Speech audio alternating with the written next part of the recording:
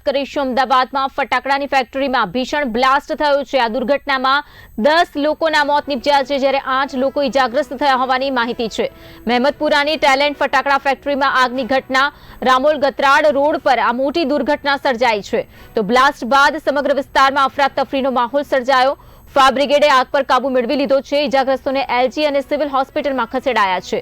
બચાવ અને રાહત કામગીરી યુદ્ધના ધોરણે ચાલી રહી છે। બ્લાસ્ટના કારણોની તપાસ હાલમાં શરૂ કરી દેવાઈ છે। ગેરકાયદેસર ફેક્ટરી મોતની ફેક્ટરી સાબિત થઈ છે। આ દુર્ઘટના બાદ મોતનો સોદાગર ફરાર થયો છે। મેહુલ ડોડિયાને ઝડપવા માટે પોલીસે પણ ટીમ બનાવી છે। ઝૂંપડામાં ગેરકાયદેસર ફેક્ટરી ચાલી રહી હતી। દુર્ઘટનામાં સાપરાધ મનુષ્યવધનો ગુનો પણ દાખલ કરાયો છે।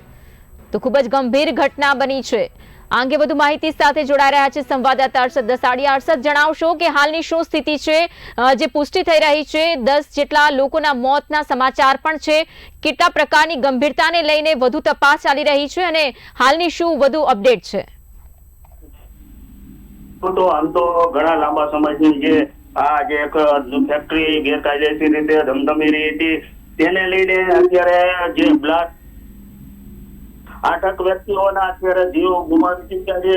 અને ચોક્કસ પ્રમાણે કહી શકાય કે જે અમદાવાદ જે વિસ્તાર છે તે વિસ્તારની અંદર ગેરકાયદેસર રીતે ફટાકડાની ફેક્ટરી જે હતી તેમાં ભીષણ આગ લાગવાની સાથે બ્લાસ્ટ થવા પામ્યો છે અને દુર્ઘટનામાં 8 લોકોથી પણ વધુ લોકોના મૃત્યુ થવા પામ્યા છે અને 15 થી વધુ લોકોને ઈજાગ્રસ્ત થવા પામ્યા છે। મહેમદાપુરાની ટેલેન્ટ ફટાકડાની ફેક્ટરીમાં રામોલ ગતરાડ રોડ ઉપર સર્જાઈ મોટી દુર્ઘટના। બ્લાસ્ટમાં બાદ સમગ્ર વિસ્તારમાં અફરાતફરીનો માહોલ જેવો સર્જાયો હતો અને જોકે ફાયર બ્રિગેડની ટીમ ઘટના સ્થળે પહોંચી અને આગને કાબુ લેવામાં આવ્યો છે અને ઈજાગ્રસ્તોને જે એલજી અને સિવિલ હોસ્પિટલ ખાતે ખસેડવામાં આવ્યા છે એટલે બચાવની રાહતની કામગીરી જે યુદ્ધના ધોરણે ચાલી રહી છે। આ બ્લાસ્ટનો કારણોની અત્યારે તપાસ હાથ ધરાઈ છે અને ગેરકાયદેસર રીતે ફેક્ટરી બની મોતની ફેક્ટરી બની છે। દુર્ઘટના બાદ મોતના સોદાગર જે મેહુલ ડોડિયા નામનો વ્યક્તિ છે અત્યારે પણ ફરાર થવા માંગ્યો છે।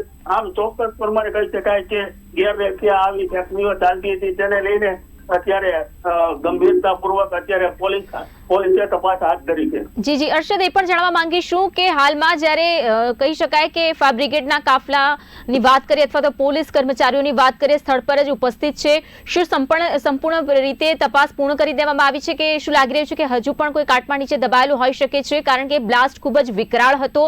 જે પ્રકારે આ ફટાકડાની ફેક્ટરી ધમધમી રહી હતી, ખૂબ જ ગંભીર ઘટના છે। તેને જોતા શું તપાસ પૂર્ણ કરી દેવામાં આવી છે કે તપાસ ચાલી રહી છે? તેને લઈને શું વિગતો આપની પાસે?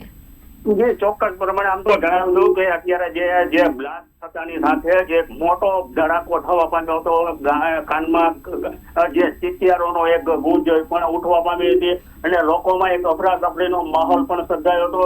ત્યાં ચોક્કસ પ્રમાણે કહી શકાય કે હજી કાટમાળની નીચેથી હજી કોઈ દબાયેલા બહાર નીકળે તો નવાઈની વાત નહીં। એને પોલીસે અત્યારે તપાસનો ધમધમાટ શરૂ કરી ચૂક્યો છે અને કહી શકાય કે જે મુખ્ય સૂત્રધાર છે તેને પકડવાની પણ તજવીજ હાથ ધરવામાં આવી છે। જી બિલકુલ, ત્યાં સાથે સાથે જે પ્રકારે હાલમાં જે લગભગ 8 થી 10 લોકો ઇજાગ્રસ્ત હોવાની પણ વિગતો જે સામે આવી છે, તે લોકોની શું સ્થિતિ છે? શું ગંભીર હાલત છે કોઈની અથવા તો સામાન્ય ઇજાગ્રસ્ત છે? કારણ કે સામાન્ય ઇજાગ્રસ્તને લઈને પણ સવાલ ઉભા થઈ રહ્યા છે। આટલો મોટો બ્લાસ્ટ હોય ત્યારે ગંભીરતા ચોક્કસથી હોઈ શકે છે। સારવારને લઈને શું વધુ વિગતો અને તેમની શું પરિસ્થિતિ છે હાલની, તેને લઈને શું માહિતી? ચોક્કસ પ્રમાણે આમ તો જણાવી દીધું કે આ બ્લાસ્ટને લઈને અંદર જે ફેક્ટરીની અંદર જે ધમધમતી રહ્યો હતો તેની અંદર કોઈ પણ સેફ્ટીના સાધનો હોય કે નહીં તે પણ જાણવા નથી મળ્યું। ત્યારે ચોક્કસ પ્રમાણે કહી શકાય કે જે અત્યારે જે ઈજાગ્રસ્તો છે જે સિવિલ હોસ્પિટલ અને એલજી હોસ્પિટલ ખાતે ખસેડવામાં આવ્યો છે। ત્યારે અમુક લોકોની અંદર ગંભીર પણ જે ઈજાગ્રસ્તો થયા હોય તેવા પણ અહેવાલ સામે આવી રહ્યા છે। બિલકુલ, તે ચોક્કસ પરિસ્થિતિ વિશે હાલમાં કોઈ માહિતી નથી અરશદ ઈજાગ્રસ્તો માટે? જી ચોક્કસ પ્રમાણે કહી શકાય કે અત્યારે જે સારવાર છે તે એલજી હોસ્પિટલ ને સિવિલ હોસ્પિટલની અંદર અત્યારે ધમધમાટ શરૂ થઈ ચૂકી છે। પરિવારજનોના ટોળા લોકોના હોસ્પિટલ ખાતે પણ ઉમટી પડ્યા છે અને સારવાર પણ અત્યારે જોરશોરથી ચાલી રહી છે। ત્યારે અમુક લોકોની જે ગંભીર ઈજા થવા પામી હોય તેને લઈને પણ અત્યારે જે તેવા પણ અહેવાલો પ્રાપ્ત થઈ રહ્યા છે।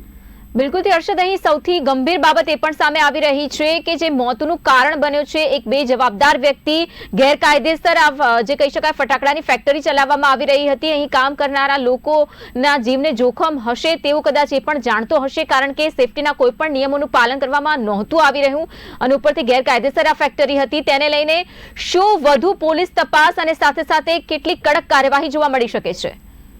જી, આમ તો કહી શકાય કે જે લોકો જે પોતાની એક લાલચા હોય છે, વધારે વધારે રૂપિયો કમાવાની એક લાલચા હોય છે, તેને લઈને અત્યારે ગેરકાયદેસર રીતે આ ફેક્ટરી ધમધમતી હોય તેવો પણ લોકોમાં ચર્ચાનો વિષય બની ચૂક્યો છે.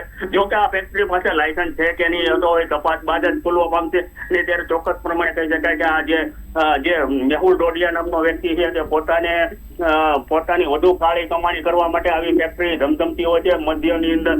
તેને લઈને અત્યારે જે બ્લાસ્ટ થવા પામ્યો છે તેને કોઈકના લોકો જે મજૂરો છે તેના જીવના જોખમ સાથે આ ફેક્ટરી ધમધમતી હોય તેવું પણ એક લોકોમાં ચર્ચાનો વિષય બની ચૂક્યો છે. અને હવે જોવાનું એ રહ્યું કે પોલીસ કેટલા અંશે તપાસ કરીને આ કડક કાર્યવાહી કરવામાં આવશે તેવું પણ એક લોકોમાં ચર્ચાનો વિષય બની ચૂક્યો છે. બિલકુલથી જે શ્રમિકો મોતે ભેટ્યા છે તેમના પરિવારજનોને લઈને શું માહિતી છે? જે ઇજાગ્રસ્ત છે તેમના પરિવારજનોને લઈને શું માહિતી છે? શું આપની કોઈ પરિવારજન સાથે વાતચીત થઈ શકે છે કોઈ વ્યક્તિ સાથે આપની? જી, આમ તો અત્યારે પરિવારજનોમાં એક રોકકળ જેવો પણ દ્રશ્યો સામે આવી રહ્યા છે. જે ઇજાગ્રસ્તોના પરિવારો છે તેની સાથે વાતચીત કરતા જે લોકો જણાવી રહ્યા છે કે અમને કોઈ માહિતી નહોતી કે અમારા પરિવારો ક્યાં કામ કરી રહ્યા છે.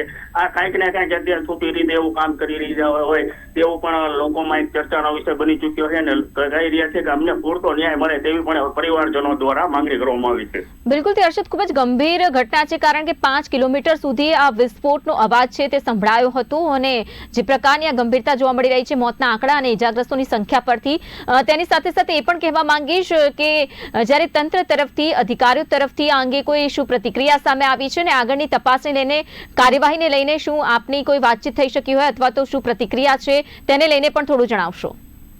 જી, આમ તો અત્યારે પોલીસ પ્રશાસન લાગી ચૂકી છે. કાંઈક ને કાંઈક તપાસનો ધમધમાટ શરૂ કરી ચૂક્યો છે અને હવે જોવાનું એ કે પોલીસ કઈ દિશામાં કઈ રીતે તપાસ કરે છે અને સાચી દિશામાં તપાસ કરીને જે ખરેખર જે ગેરકાયદેસર રીતે ચલાવતા જે આરોપીઓને કડક સજા કરવામાં આવે તેવી પણ અત્યારે પોલીસ દ્વારા એક ઔપચારિક રીતે વાત કરવામાં આવી હતી. જી હર્ષદ, આભાર તમામ માહિતી બદલ. તો ખૂબ જ ગંભીર ઘટના કહી શકાય આજના દિવસ દરમિયાનની મોટી દુર્ઘટના, કારણ કે 10 લોકોના મોતની પુષ્ટિ કરવામાં આવી છે.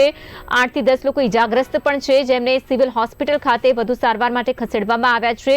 તેમની શું પરિસ્થિતિ છે તેના પર પણ નજર રાખવામાં આવી રહી છે. આસપાસ લોકોના ટોળા પણ ઉમટી પડ્યા છે. બીજી તરફ પરિવારજનો પર આબ ફાટી પડ્યું છે, કારણ કે પોતાના સભ્યોને ગુમાવવાનો જે દુઃખ છે તે જોવા મળી રહ્યું છે. આસપાસના લોકો પણ દોડી આવ્યા હતા, કારણ કે ખૂબ જ ભયાનક આ વિસ્ફોટ હતો. બ્લાસ્ટ બાદ સમગ્ર વિસ્તારમાં અફરાતફરી સર્જાઈ હતી. ફાયર બ્રિગેડે આગ પર કાબુ મેળવી લીધો છે. બીજી તરફ તપાસ પણ ચાલી રહી છે અને આ મામલે જે મોતનો સોદાગર બન્યો છે, કારણ કે એવું પણ કહેવામાં આવી રહ્યું છે કે આ ફેક્ટરી ગેરકાયદેસર ધમધમી રહી હતી, તે અંગે પણ તપાસ ચલાવવામાં આવી રહી છે કે શું ખરેખર આનું રજીસ્ટ્રેશન કરાવેલું હતું કે કેમ. તો બ્લાસ્ટના કારણોની તપાસ પણ હાથ ધરવામાં આવી છે. ગેરકાયદેસર ફેક્ટરી જે મોતની ફેક્ટરી સાબિત થઈ રહી છે. દુર્ઘટના બાદ મોતનો સોદાગર ફરાર થયો છે. જોકે જે નામ સામે આવ્યું છે મેહુલ ડોડિયા, જેને ઝડપવા માટે પોલીસે ચક્રો ગતિમાન કર્યા છે અને ટીમ બનાવીને વધુ તપાસ ચલાવવામાં આવી રહી છે. તો સૌથી ભયાનક બાબત એ પણ છે કે ઝૂંપડામાં આ જે ફેક્ટરી હતી ફટાકડાની તે ચલાવવામાં આવી રહી હતી. ગેરકાયદેસર રીતે ફેક્ટરી ધમધમી રહી હતી.